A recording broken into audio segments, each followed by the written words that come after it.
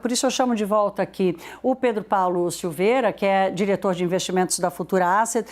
Pedro Paulo, a gente não está aqui para falar de política, mas isso tem reflexo, óbvio, nos preços dos ativos. A gente acabou de dar aqui uma recuperação da Bolsa ontem, mas olhando para o que aconteceu nos últimos meses, há uma depreciação dos ativos brasileiros em função dessa incerteza. Essa composição política, essa governabilidade de partida, traz algum alívio?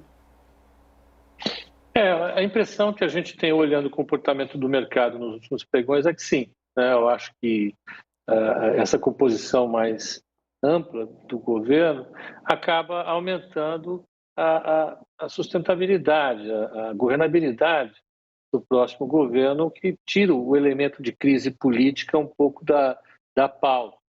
Significa que as forças ficam mais equilibradas. A expectativa do mercado, sobretudo a partir de ontem, é que essa composição, não só no governo, mas no Congresso, acabe por definir uma dinâmica mais contida na própria definição e execução dos orçamentos, dos 4 orçamentos que o governo Lula terá pela frente, né? Ontem mesmo, com o anúncio de algumas medidas do próprio Paulo Guedes, o ano que vem, acabaram, em relação à execução de orçamento, acabaram trazendo um pouco mais de otimismo para o mercado. Então, sim, a resposta, com certeza, é que essa governabilidade agora derruba o que a gente chama, tecnicamente, de prêmio de risco de ações, né? Ele diminui um pouquinho, o mercado fica um pouco mais tranquilo em relação à condução da política no Brasil.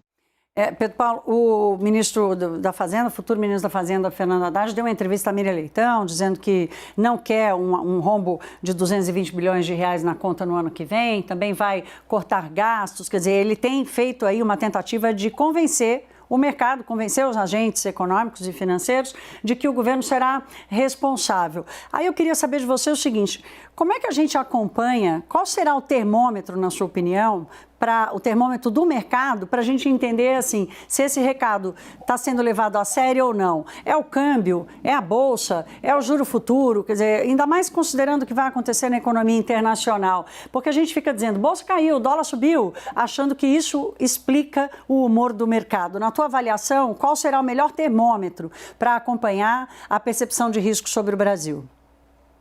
Eu acho que esse conjunto que você falou é importantíssimo. Acho que o primeiro grande termômetro é a taxa de juros, né? Nós temos a dívida pública hoje num patamar de 77%, 78%, talvez um pouquinho mais, depende da estatística que for divulgada pelo Banco Central. Então, é um volume razoavelmente elevado para o nosso padrão. Ela tem um custo, e o custo dela depende da percepção de risco que os investidores têm em relação à condução da política fiscal no longo prazo.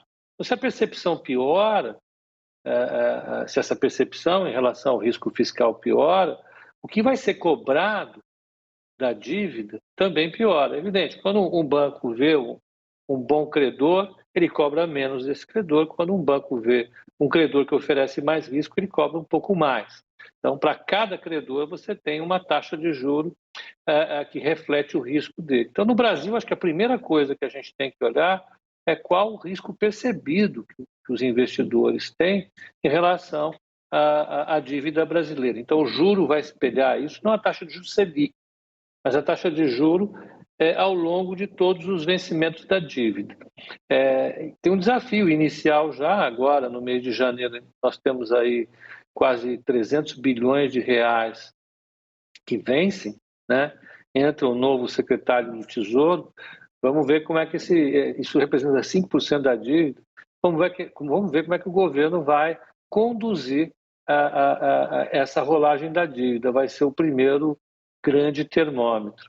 O câmbio e a Bolsa, eles seguem as influências do exterior e daqui, né, de maneira mais sensível, eu acho, do que a própria taxa de juros. Então, eles servem acessoriamente para a gente olhar isso também em termos de risco percebido em relação ao Brasil. Pedro Paulo, eu espero contar com você para a gente fazer essa leitura juntos aqui ao longo de 2023. Boa passagem, feliz ano novo para você e a sua família, saúde e harmonia. Obrigado pelo convite. Espero que eu volte sempre aqui com boas notícias dessa vez, Thaís. A gente vai ter, espero, um monte delas para falar o ano que vem. Vamos torcer para isso. Feliz ano novo para todos. Obrigada, meu querido.